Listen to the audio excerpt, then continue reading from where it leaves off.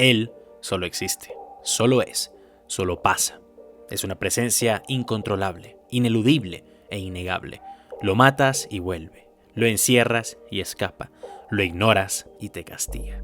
Es la representación propia del caos en el mundo. No la maldad, no la codicia, sino puro e indomable caos. O como él mismo dice, él es un agente del caos. A lo largo de su extensa historia hemos visto numerosas versiones sobre su origen.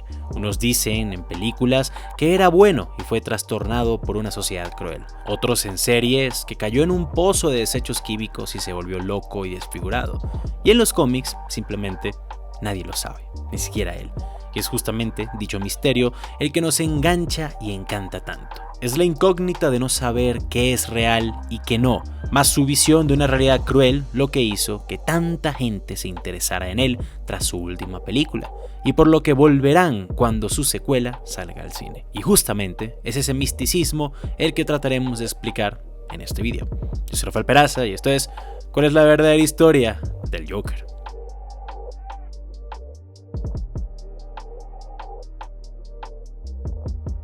Si hablamos del origen de este personaje, hay tres interpretaciones que tenemos que tomar en cuenta y de la que hablaremos hoy: los cómics, su inspiración en la vida real y las películas, en especial la última. Y comenzaremos este video con la primera, las historietas.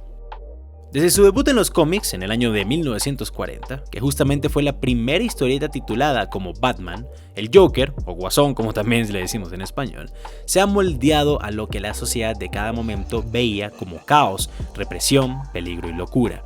Es por eso que hemos tenido tantas variaciones del mismo, pero esto no es tanto algo que compete a su origen, sino más bien a su filosofía, de la cual tal vez podríamos hablar en otro video. Aún así, su canon oficial y origen varía muchísimo. Esta tiene bastantes cambios. Técnicamente, todas son reales, todas canónicas en sus respectivas narraciones, pero no todas entrelazadas o en continuidad temporal directa unas con otras. Es decir, el Joker de la película de Todd Phillips interpretado por Joaquín Phoenix es real. El Joker de las series animadas también, lo mismo que todas las versiones de este que hemos visto en los cómics, en otras películas y muchos más. Es más, hay una serie de historietas que hasta dice que no hay un solo Joker en el mundo, sino que son tres y se hacen pasar por el uno y el otro. Y estos no son de realidades alternas. El punto es que cualquier interpretación del Guasón que sea oficial por DC puede ser realidad dentro de su retorcido y trastornado mundo.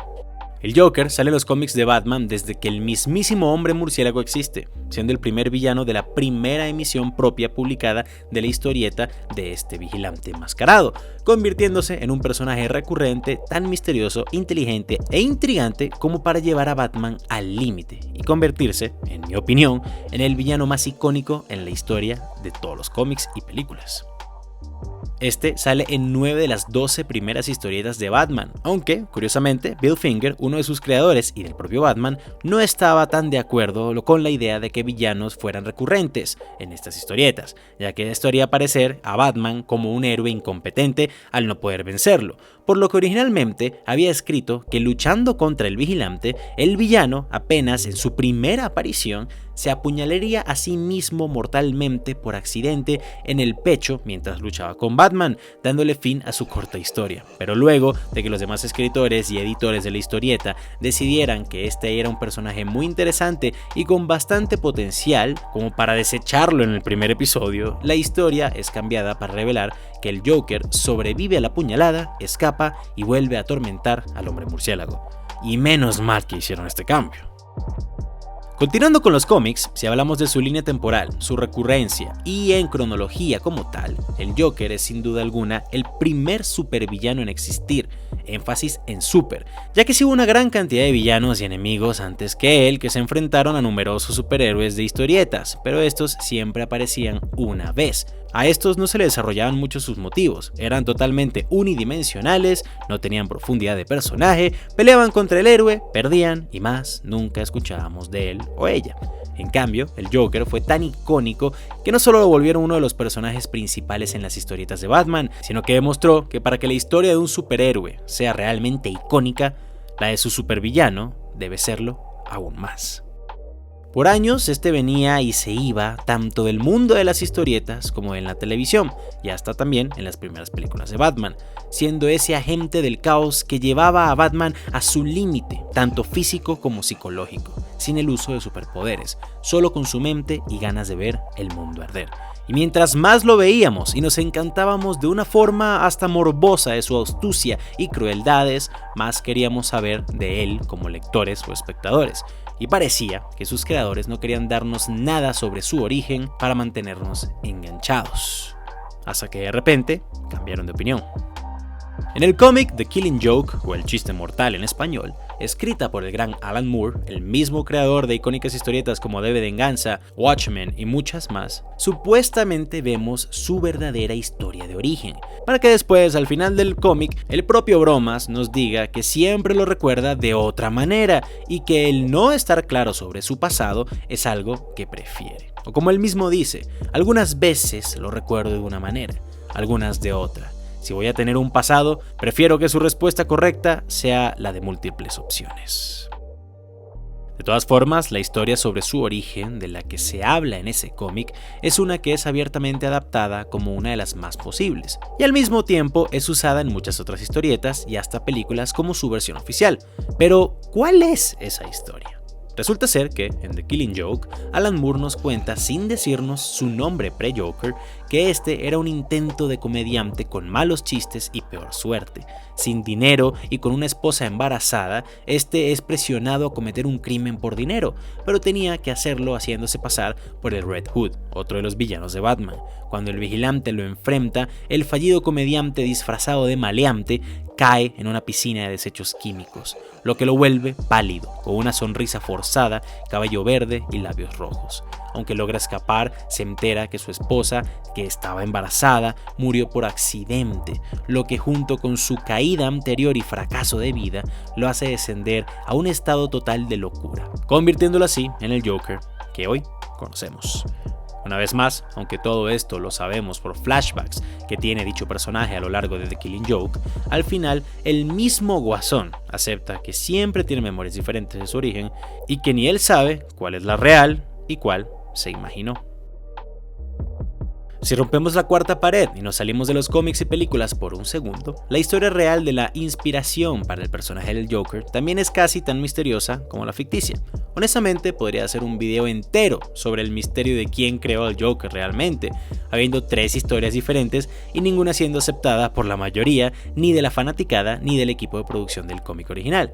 Pero lo que sí es 100% seguro es que sea quien sea que tuvo la idea originalmente para él, la inspiración para su look y forma de ser viene de una antigua película silenciosa europea de los 20s de nombre The Man Who Laughs, o El Hombre que Ríe en español, película basada en la novela del mismo nombre del gran Victor Hugo. En esta, la cara del personaje principal es desfigurada a propósito por un cirujano loco que quería vengarse del padre del personaje, dejándole una sonrisa forzada permanente, lo que lo hizo un marginado de la sociedad y alguien totalmente incomprendido. Al momento que Bill Finger, Jerry Robinson y Bob Kane, escritores y productores del cómic, pensaban en cómo debía verse este villano, fue justamente el look del personaje principal de esa película vieja el que los inspiró a irse por esa interpretación. Tal fue la influencia que uno de los arcos más importantes del Joker en los cómics recibió ese mismo nombre, The Man Who Laughs. Muy recomendado, por cierto. Pero antes de seguir, si te gustan estos videos sobre las historias de cómics, películas, videojuegos o simplemente la historia de la vida real o también las realidades alternas que hemos planteado tantas veces en este canal, te invito a que te suscribas al mismo para que puedas seguir viéndolos y para que te enteres cuando montamos nuevos videos al momento que lo hacemos. Suscribirte es totalmente gratis y nos estarías ayudando muchísimo en este algoritmo de YouTube que nos afecta tanto realmente. No cuesta nada y créanme que se los agradezco muchísimo, tanto eso como que compartan los videos. Pero bueno, ahora sí, sigamos con este video. Pasando a las películas, vemos incluso aún más variaciones del mismo. desde el primer guasón chistoso y no tan mortal de las películas y series de Adam West como Batman, pasando por el un poco más serio pero aún medio tonto de Jack Nicholson, llegando a la increíble e enigmática interpretación por el difunto Heath Ledger en El Caballero de la Noche, tratando de borrar también de nuestras mentes el que vemos en Suicide Squad, y terminando por la aún presente, más aterrizada, menos super y más real versión de Joaquín Phoenix, vemos como cada Joker tiene su propia historia que se moldea al momento en que fue mostrada. En las primeras versiones, su origen no era lo importante, solo buscaban ser locos y entretener, algo que definiría a los 60s y los 80s, esa clásica mentalidad boomer de no me importa cómo consigo lo que quiero siempre y cuando lo consiga. Y de nuevo, esto era muy evidenciado en el Joker que veíamos en esa época. El de las series animadas, por ejemplo, se basaba un poco más en los cómics y podía darse el lujo de explorarse y explicarse mejor por tener mucho más tiempo. El de Heath Ledger más adelante, en las películas de Christopher Nolan, representa perfectamente ese caos del que hablamos al principio. En una época como el 2008, en donde luego de la crisis financiera y demás problemas sociales, millones de personas le perdieron mucha fe a las instituciones, al contrato social y abrazaron la desesperación. Y terminando con la de Joaquín Phoenix, que parece ser una evolución y la verdadera historia de origen del propio Joker de Heath Ledger, demostrando que, pues sí, vivimos en una sociedad. Ya su filosofía, de nuevo, la podemos ver en otro video.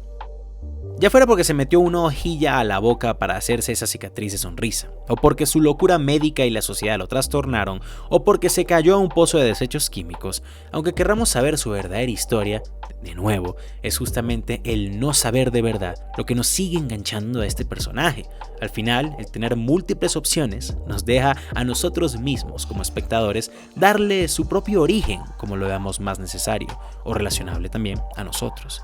Y al este mismo personaje ni siquiera estar seguro de cuál es la real, pues caemos entonces en la conclusión de que todas sus historias son posibles. Estas son solo algunas de las teorías del origen del Guasón. Como ya dijimos bastante, el no saber es parte del encanto, pero otro gran factor de fascinación por él mismo es su forma de ser, sus motivaciones, o falta de estas, sus ideas y sus acciones. En otras palabras, su filosofía completa.